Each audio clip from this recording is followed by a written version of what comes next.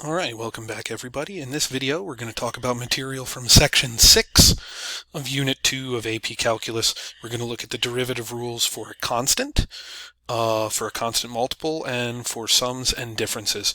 We'll start right off on the front page with rules for the derivative of a constant. This one's pretty straightforward. If c is a constant function, then the derivative of c is equal to 0. We see the proof here. We use the limit definition of the derivative to perform our proof. We assume that f of x is some constant function. Then the derivative f prime of x is the limit as h goes to 0 of f of x plus h minus f of x all over h. Since f of x equals c for all values of x, that means that both of these things are equal to c, so we can substitute those in. When we substitute them in, we end up with c minus c, so we end up with the limit as h goes to 0 of 0 over h. Now this is a little tricky for some people to think about. They're like, hey, wait a second, h is approaching 0. Well, what we have here is we have something that actually is 0 over something that is approaching 0, and no matter how close to 0 h gets, it still has some value, even if it's 0.000000000001. But 0 divided by that is still 0. This isn't the case of the indeterminate form where we have the numerator and denominator both approaching 0. The numerator actually is 0, whereas the denominator approaches 0. And so this ends up being the limit as h approaches 0 of 0, which is just 0. There's your proof of your rule. So anytime we see the derivative of a constant, that derivative is just going to be 0. The constant multiple rule, which you see over here, if u is a differentiable function of x and c is a constant, then the derivative of c times u is going to be equal to c times the derivative of u. So suppose that we're talking about, f of x being 3x squared. 3 is a constant multiple, so the derivative of 3 times x squared is just going to be equal to 3 times the derivative of x squared. That's what the constant multiple rule tells us. You can see the proof there. Again, we use the limit definition. If f of x is equal to c times u, then f prime of x is equal to this limit right here. Since c is a constant, we can factor it out of both of the terms in the numerator, and in fact we can factor it out of the limit because c is also constant with respect to the limit, since the limit is as h approaches 0.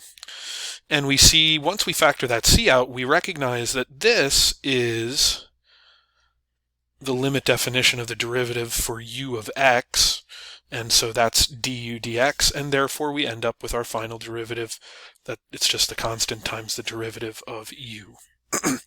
All right, let's look at example 1.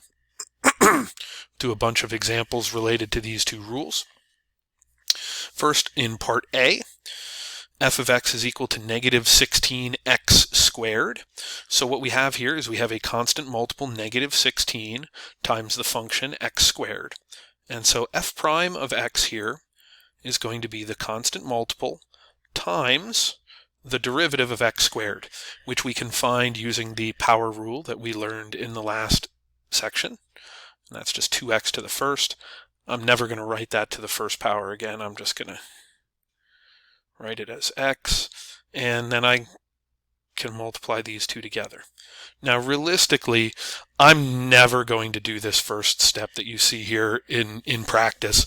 I'm just going to go straight to the second step, recognizing that the derivative of this is the constant multiple times the derivative of x squared, and we can go ahead and just jump right to negative 32x for that one. All right, part B, f of x is equal to 50 pi. Well, 50 pi is just a constant. There is no variable in there. The x doesn't even appear there. So when I take the derivative of that, I'm going to use the constant rule, and the derivative of any constant is 0. Done with that one. All right, this one I'm going to rewrite before I go to take the derivative. I'm going to write it in power function form. This is 18 times x to the 3/4 power. And so when I take the derivative of this, we've got the constant multiple 18 times, and the derivative of that is going to be 3/4 x to the negative 1/4. And so this is going to be equal to, let's see, what is that? 54 over 4, 27 over 2, x to the negative 1/4, which you could also write as 27 over 2x to the 1/4. We can bring that down into the denominator, or 27 over 2 times the 4th root of x. Any of these three answer choices here are acceptable for part C.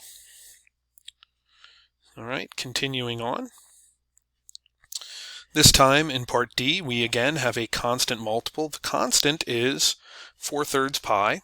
So when we take the derivative of this, it's going to be f prime of x is equal to the constant times the derivative of x to the third, which is 3x squared. And then we simplify that and we end up with f prime of x is equal to 4 pi x squared. Then part E, here make sure you think about this. F of x is equal to 0.25 x to the first power. So when we take the derivative of this, we've got the constant multiple 0.25, and we're multiplying it times. And the derivative of x to the first, we didn't really look at this when we were talking about the power rule. We didn't ever do this as an example. The derivative of x is just going to be 1 x to the 0, and you should remember from previous courses that x to the 0 is just equal to 1, and therefore this derivative is equal to 0.25. Brings us to, one of our fundamental understandings we should have about derivatives. When we take the derivative of some constant times x, the result is just going to be that constant. And then lastly, in part F, f of x is equal to 2x to the 6th over 3. I'm going to think about this as, since it's equivalent to 2/3 x to the 6th, that's the way I'm going to think about it, because then I can handle this using the constant multiple rule. And we've got 2/3 times 6x squared, and so that's going to be 4x squared. So those are the constant and constant multiple rules. On to the next page, where we're going to look at the sum and difference rule. The sum and difference rule are really the same rule, except with different signs in the middle. It says that if we have two differentiable functions of x, their sum and difference are differentiable at every point where each one of them is individually differentiable. And at those points, the derivative of u plus v is equal to the derivative of u plus the derivative of v. And the derivative of u minus v is equal to the derivative of u minus the derivative of v. This tells us that when we're taking the derivative of something with multiple terms that are separated by addition and subtraction, that we can just take the derivatives of each of the individual terms individually and leave the plus signs and minus signs that separate those terms exactly as they are in the calculation of the derivative. You see the proof here for the sum rule. The proofs for these are identical except for the sign in the middle. So everywhere we see a plus sign in between the u and v, it would turn into a minus sign. If we see a minus sign in between the u and v because of the distribution going from here to here, this would turn into a plus sign. But really, we again set up the definition of the derivative and do a little bit of algebra, and we regroup and we end up exactly where we wanted to be, where we show that it's equal to these two derivatives, the derivative of u and the derivative of v. All right, let's go ahead and do some examples here. And now we can put all of these into practice. We're going to use the sum and the difference rule and the constant multiple rules in all of these. So let's look at part A, y equals 2x to the third minus 5x squared plus 7. So since we have a difference and a sum, we can just take the derivatives of each of these component pieces individually and connect them with the appropriate sign.